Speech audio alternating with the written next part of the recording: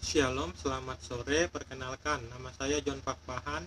Hari ini hari Jumat tanggal 28 Januari tahun 2022. Pada saat ini saya akan bicara dengan tema siapakah anak-anak Nabi Yakub alaihissalam.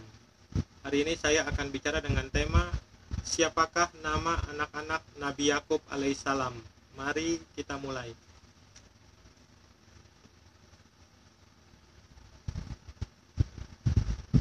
Siapakah nama anak-anak Nabi Yakub alaihissalam? Kita lihat Al-Quran, surat Al-Baqarah ayat 133. Adakah kamu hadir ketika Yakub kedatangan tanda-tanda maut, ketika ia berkata kepada anak-anaknya, apa yang kamu sembah sepeninggalku? Mereka menjawab, kami akan menyembah Tuhanmu dan Tuhan nenek moyangmu, Ibrahim, Ismail, dan Ishak, yaitu Tuhan yang Maha Esa, dan kami hanya tunduk patuh kepadanya. Ini penjelasan saya terhadap surat Al-Baqarah ayat 133. Ini penjelasan dari saya terhadap surat Al-Baqarah ayat 133.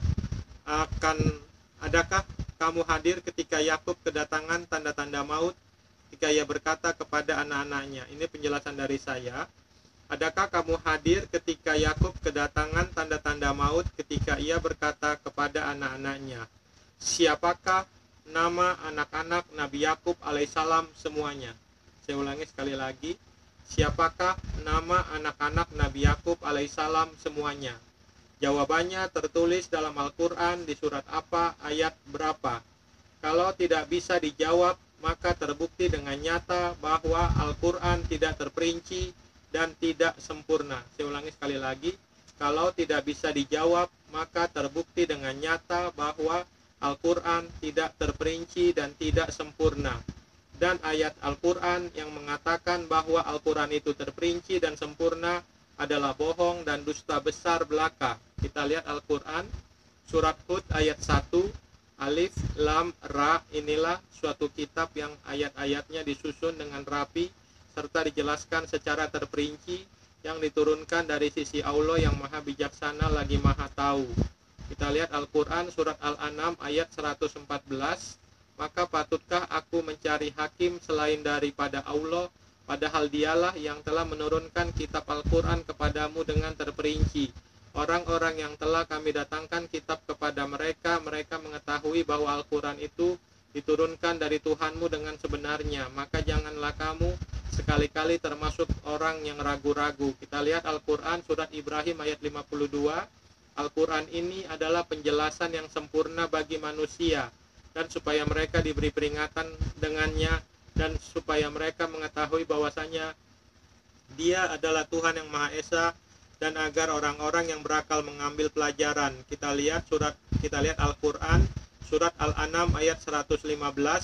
Telah sempurnalah kalimat Tuhanmu Al-Quran sebagai kalimat yang benar dan adil. Tidak ada yang dapat merubah, tidak ada yang dapat.